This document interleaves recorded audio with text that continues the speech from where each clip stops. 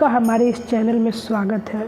दोस्तों, आज हम बात करने जा रहे हैं माता द्रौपदी के बारे में कि माता द्रौपदी ऐसा कर सकती थी तो आखिर उन्होंने ऐसा क्यों नहीं किया। माता द्रौपदी को तो आप सभी लोग जानते हैं। माता द्रौपदी को कौन नहीं जानता।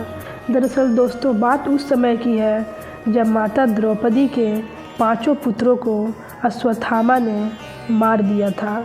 उस वक्त ऐसा कुछ हुआ था जिससे आप सोचेंगे कि ऐसा माता द्रौपदी ने क्यों नहीं किया। अगर वो चाहती तो बहुत कुछ कर सकती थी, पर क्यों नहीं किया। आखिर ऐसा कौन सा कारण था जो माता द्रौपदी को रोक लिया।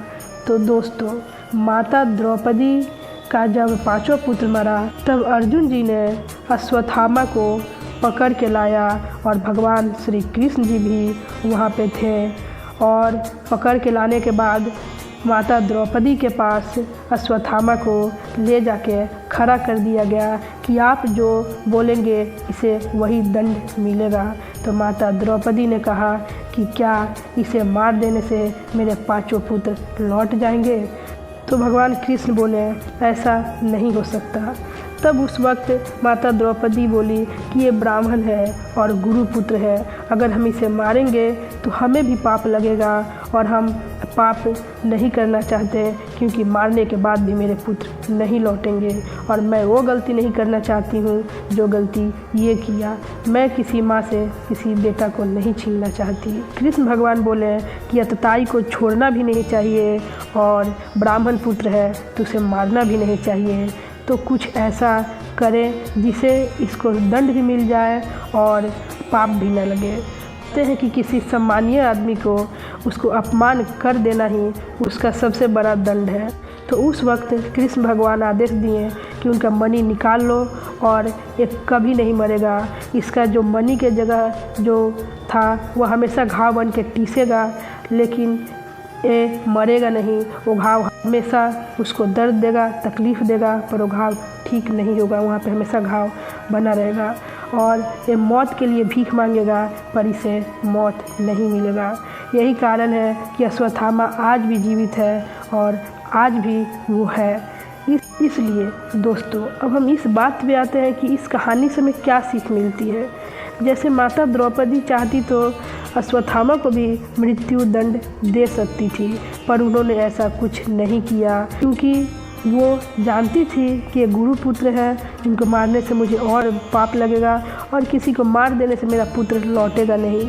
वो उस समय वो काम की वो अपने आपा में नहीं थी, क्योंकि उनके 5 पुत्र मर चुके थे, एक भी पुत्र नहीं था।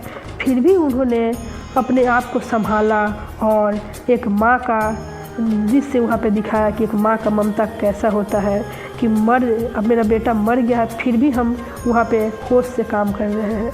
होश से काम करना बहुत ज़रूरी है। हमें कभी भी कितना भी परिस्थिति, कितना भी विकट परिस्थिति क्यों ना आए, कभी भी होश को खोना नहीं चाहिए। होश में रह के और शास्त्र के अनुसार काम करना चाहिए। इससे क्या होगा, हम हमेशा सुखी रहेंगे और आने वाले इतिहास भी हमारा जय जयकार करेगा। काम ऐसा करना चाहिए कि लोग आपको सदैव याद रखें। ऐसा काम नहीं करना चाहिए कि लोग आपको सदैव गाली दें, आपका बात करना भी नहीं चाहें। यही वो विकट परिस्थिति होती है जब हमारी सबसे बड़ा परीक्षा होता है।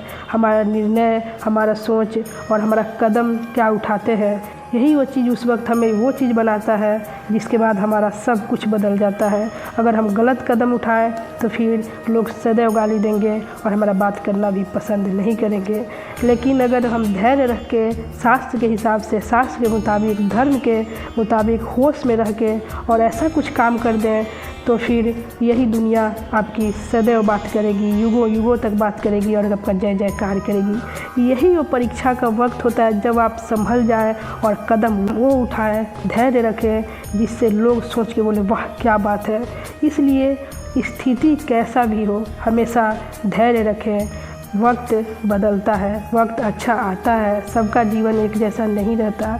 जीवन हमेशा एक जैसा नहीं रहता और सत्य यही है कि जो धैर्य रखता है, परिश्रम करता है और धर्म शास्त्र के हिसाब से चलता है, उसकी पराजय कभी नहीं होती, उसे कभी कोई हरा नहीं सकता। और रहा बात मरने और जीने का, तो ये मृत्यु लोक है, यहाँ पे जो आया है वो तो जाएगा ही।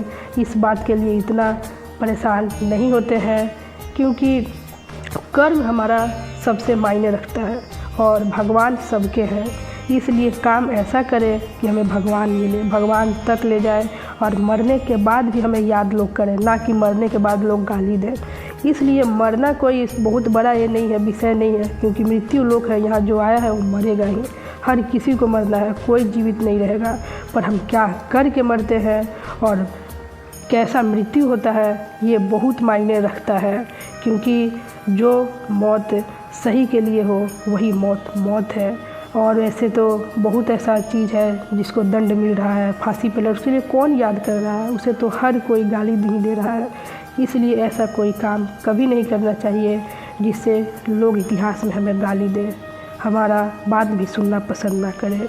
इसलिए माता द्रौपदी की कहानी से ये सीख मिलती है हमें कि हमें धैर्य रखना चाहिए, हमें शास्त्र और धर्म के अनुसार काम करना चाहिए और विकट परिस्थिति में भी कभी हार नहीं मानना चाहिए, कभी दुखी नहीं होना चाहिए। ये कभी नहीं सोचना चाहिए ये मेरे साथ ऐसा किया हुआ, मैं भी उसके साथ वैसा करूँगा तो फिर मेरा बदला शोध हो जाएगा। ये मैं आशा करती हूँ कि आपको माता द्रौपदी की ये कहानी ज़रूर अच्छी लगी होगी और उनकी ये सीख भी आपको बहुत अच्छी लगी होगी। और मैं आशा करूँगी कि इस सीख को आप अपने जीवन में ज़रूर उतारेंगे और आप भी अपने जीवन को हीरे की तरह ज़रूर चमकाएंगे। तो दोस्तों, मैं आशा करती हूँ कि आपको हमारा आज की ये वीडियो ज़रूर पसंद आई होगी। ऐसे ही वीडियो देखने के लिए हमारे इस चैनल को लाइक, शेयर और सब्सक्राइब ज़रूर कर दीजिएगा। तब तक मैं आपसे विदा लेती हूँ। जय श्री कृष्णा, राधे राधे दोस्तों। तब तक हमेशा खुश रहिएगा, पॉजिटिव रहिएगा और हमेशा मुस्कुराते रहिएगा।